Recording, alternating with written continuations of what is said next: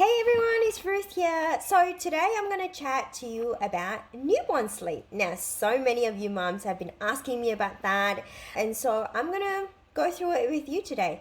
So the way I approach newborn sleep is actually quite different in that sense that I like to make things simple for myself. Okay, I don't like to complicate things. I don't like to put too much pressure on myself. And I think the key here is to have the right expectations, okay? To be realistic as to what you can achieve and what is really important and what's not.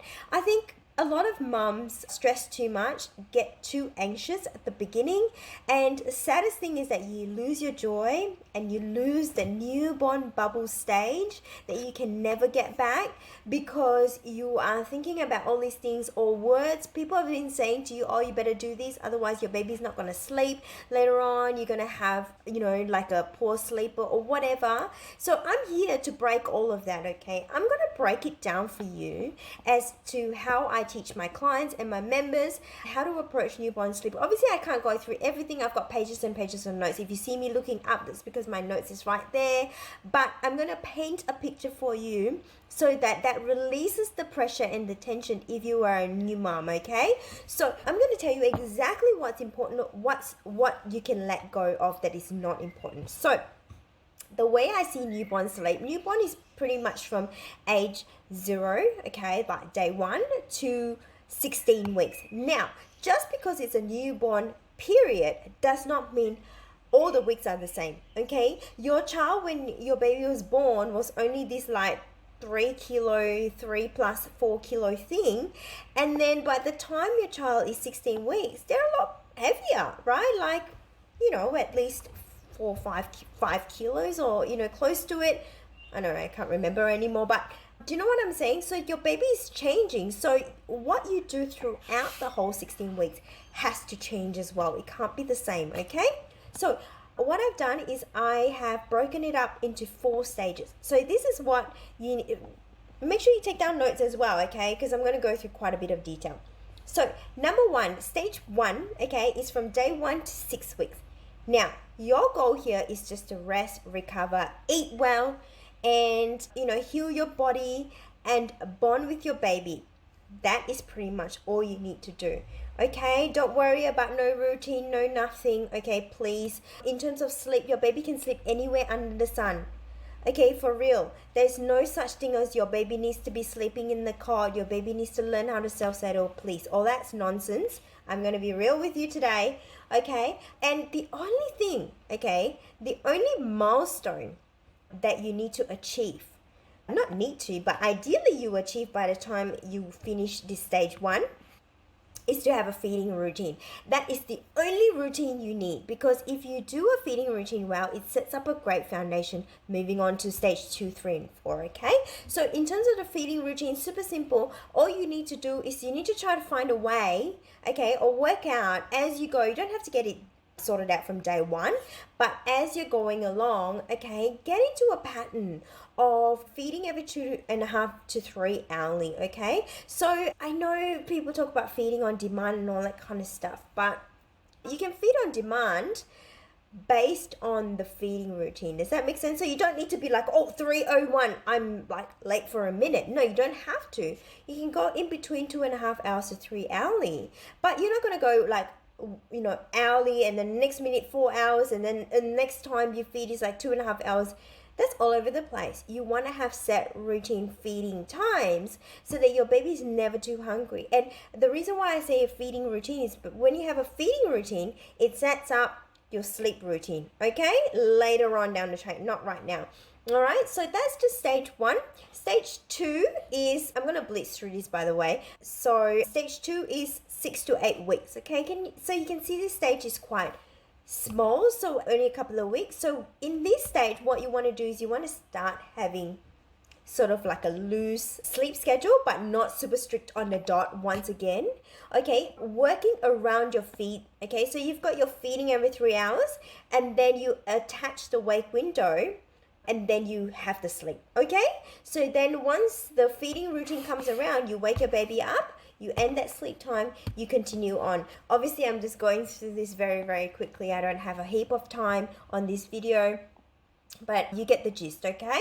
So again, there's no set routine necessarily. So at this stage as well, you can start introducing a pre-sleep ritual, and you can also move bedtime a lot earlier. One thing I forgot to mention is that for stage 1, your bedtime is very late. People think you have to have your child asleep by 7 a.m. from 7 p.m. from day 1. No, that's going to set you up for disaster of a sleep. You need your rest, and the biggest chunk of the deep sleep happens at the start of the night, and that's only about 3-4 hours. So stage 1, when your baby's around under 8 weeks, you do bedtime at 11 p.m. So don't listen to those people who say that you need your baby in bed by 7 p.m., okay?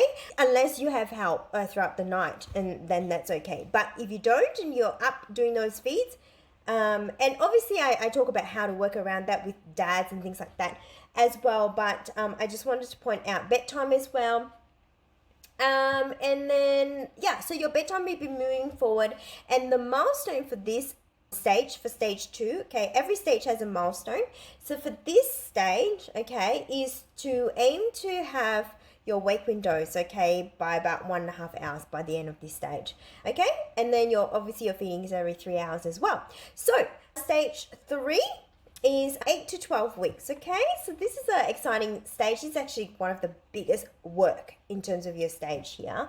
Now, at this stage, okay, you by the end of 12 weeks, you want to aim to have about close to 2 hours of wake window.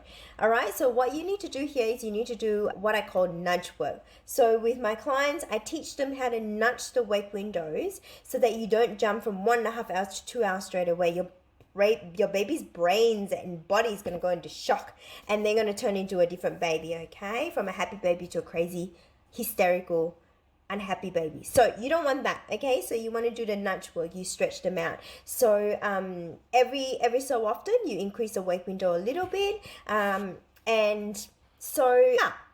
Sorry, I'm going through so much and I don't have time to go through everything, so I'm jumping around here and there a little bit. But yeah, so by the end of this stage 3, your wake window should be 2 hourly, and your feeds are actually increased to 4 hourly too. So you progress as you go, you stretch them out. So you just got to plan it out, put it down on paper. Okay, where am I right now by the end of this week? So then you break it down. You see, okay, by the end of this week, I need to be able to achieve this wake window and these feed times, and you gradually increase that, okay? You don't just jump.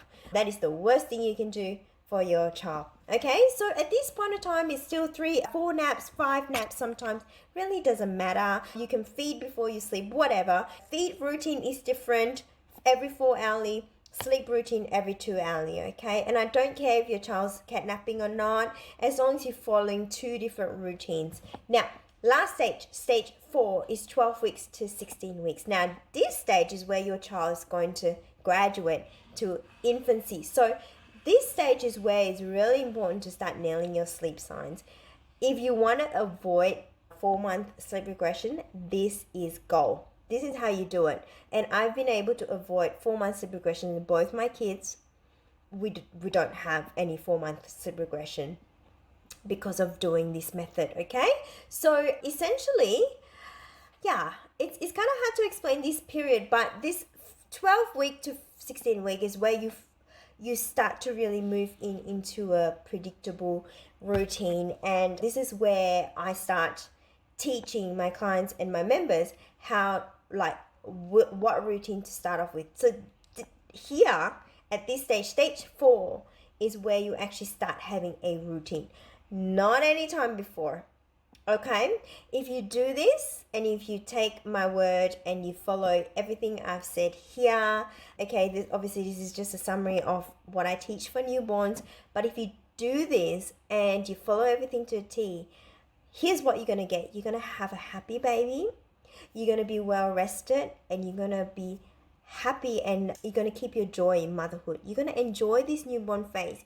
You're going to be able to cuddle your baby so much more and not feel guilty and not have people saying things like, oh, you're spoiling your baby, all that kind of stuff. I've done this for both my boys. Like I said, especially my second one, he started to sleep through a night at 4.5 months. I'm talking about 11 hours. And he started to take a really nice chunky naps. I'm talking 2 hours at a time by the time he was 10 weeks old. So 100% possible, but you got to follow everything step by step. Okay, so follow these 4 stages if you're a new mom. And yeah, let me know if this has been helpful. Obviously, if you have any questions, let me know. But this is newborn in a nutshell, all condensed into one. So hope you enjoy this video, and I'll talk to you soon. Bye.